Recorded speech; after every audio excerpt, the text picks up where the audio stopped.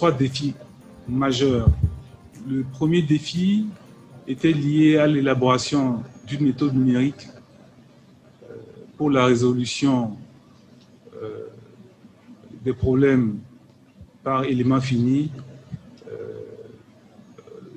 disons aux valeurs propres des coques plissées. Construire un modèle numérique pour l'analyse dynamique de la structure d'un ouvrage en obtenant des résultats de grande précision lors des calculs de dimensionnement.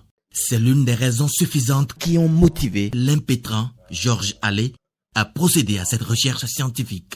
Nous sommes partis donc sur la méthode des éléments finis. Nous avons utilisé l'algorithme de Householder pour résoudre l'équation gouvernante qui nous a permis de bâtir un algorithme permettant de déterminer les fréquences minimales.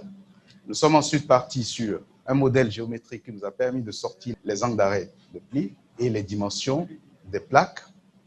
Nous avons fait l'option d'un élément fini à 8 nœuds pour améliorer la précision de notre calcul.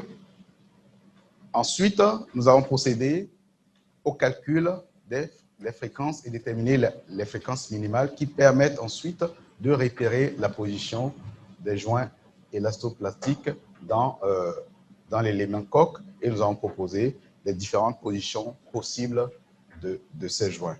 En associant ses connaissances professionnelles à la recherche scientifique, Georges Allais propose une approche de solution à cette problématique qui se pose à tous à travers un modèle mathématique en alliant la théorie à la pratique. Des choix qui ont amené le jury, composé d'éminents professeurs d'universités du Bénin, du Cameroun et du Sénégal, à marquer leur adhésion à cette recherche de qualité qu'ils adoubent. Je trouve que vous savez communiquer. J'avais l'impression d'ailleurs d'être un investisseur à qui vous êtes en train de présenter votre travail pour que ce soit financé, ce qui est très bien. En général, les chercheurs, ils ne sont pas toujours dans cette dynamique-là. Et je vous en félicite vraiment. Il n'est pas faisable à l'heure où nous parlons de résoudre analytiquement un genre de problème où les fonctions inconnues dépendent donc de trois variables. C'est pour ça la démarche est une démarche souvent analytico-numérique. Et ici, M. Allais l'a dit, il a utilisé les transformations QR qui sont des itérations que Householder a mises au point. C'est vrai, de façon humble, il a dit, à sa connaissance, c'est pour la première fois que ces itérations sont utilisées pour résoudre un genre de problème. Pendant 3 années de recherche approfondie, l'impétrant renseigne que, de plus en plus utilisées, les coques plissées résistent mieux aux effets de flexion qui présentent un rapport efficient entre la surface plissée projetée et la qualité de matériaux requis pour la réalisation. Cette thèse, de par la qualité de sa forme et son contenu, est un plus aux recherches sur le continent, un mérite reconnu à l'impétrant. Merci beaucoup au candidat Allais vraiment pour la qualité et la maîtrise des processus scientifiques, la présentation simple des choses compliquées. Moi, je dis c'est formidable tout simplement. Pour stabiliser également ces ondes, il est souvent prévu des amortisseurs. On a même des amortisseurs visqueux. J'ai voulu savoir comment, de façon pratique, vous réalisez ces amortisseurs.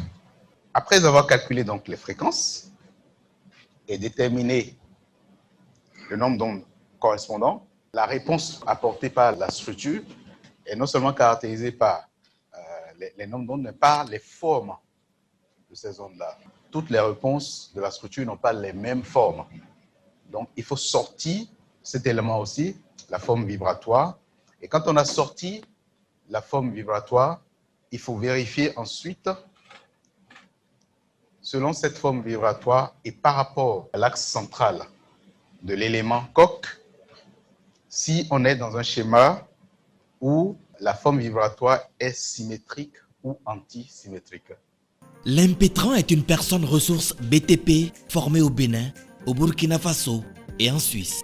Il est titulaire d'un master de recherche en matériaux et structures. Il est aussi titulaire d'un MBA à l'INSEAD, Institut européen de l'administration et des affaires. L'ingénieur en génie civil Georges Allais valorise son expertise depuis de longues années avec l'entreprise des BTP Soja Satom au Cameroun, au Rwanda, au Tchad, en Ouganda et au Maroc. De grands chantiers routiers, portuaires et aéroportuaires lui ont valu d'être hissé à de nombreuses responsabilités.